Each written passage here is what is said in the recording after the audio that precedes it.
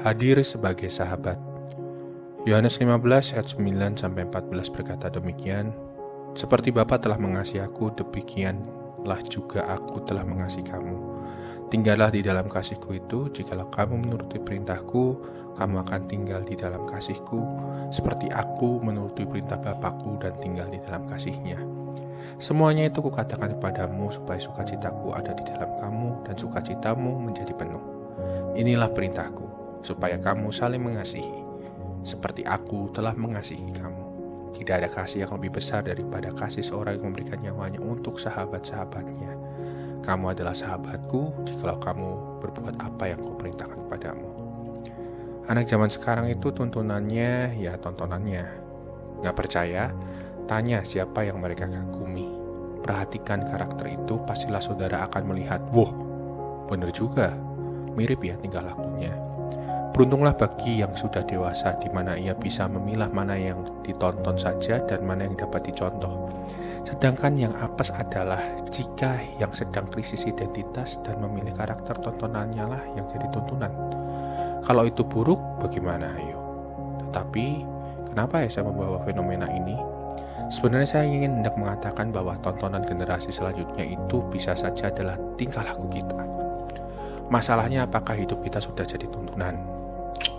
Wah, berat. Itu malas kalau jadi tuntunan. Hidup-hidup saya sendiri juga ngapain mikirin orang lain. Generasi selanjutnya lagi. Jika kita menjawab demikian, pastilah bukan jawaban dari seorang yang mengasihi Kristus. Karena jika seorang benar mengasihi Kristus, maka ia akan mengasihi sesamanya. Karena kasih yang diberikannya itu adalah kasih yang diilhami dan digerakkan oleh Kristus yang telah memberikan hidupnya untuk menebus dosa manusia. Jika seorang benar-benar mengasihi Kristus, pastinya ada selalu ucapan syukur dan sukacita meskipun dalam kondisi tidak mudah sekalipun. Lantas apa kaitannya ini dengan next generation atau generasi selanjutnya? Saudara, bersabarlah satu dengan yang lain karena perbedaan zaman dan gaya hidup nyata adanya. Generasi milenial mungkin punya berbeda gaya pakaian, gaya bicara, gaya hidup yang kadang membuat kita mengkernyitkan dahi dan akhirnya memutuskan tidak mau ikut campur. Terserah mereka deh. Namun saya hendak memastikan bahwa kebutuhan rasa dicintai, kebutuhan rasa diperhatikan, kebutuhan rasa dimengerti, manusiawi dari zaman ke zaman tidak berubah. Inilah luar biasanya Tuhan Yesus, bahwa ia tahu bahwa menjadi sahabat adalah jalan bagaimana kita bisa masuk ke dalam kehidupan seseorang melalui kasih. Saudara, melalui renungan hari ini saya hendak mengajak kita bersama. Entah saudara sebagai kakek, ayah, nenek, ibu, kakak, adik, keluarga, atau sekedar teman atau apapun relasi kita miliki kepada generasi masa depan. Mari kita belajar untuk mencoba membuka diri menjadi sahabat, untuk merangkul mereka. Mereka juga manusia yang terus berproses bertumbuh dan layak untuk mendapat kesempatan kedua jika mereka pernah salah. Saat ini kita menjadi sahabat, maka akan bisa menumbuhkan kesetaraan. Di mana kesetaraan itu akan menolong kita untuk mendengar.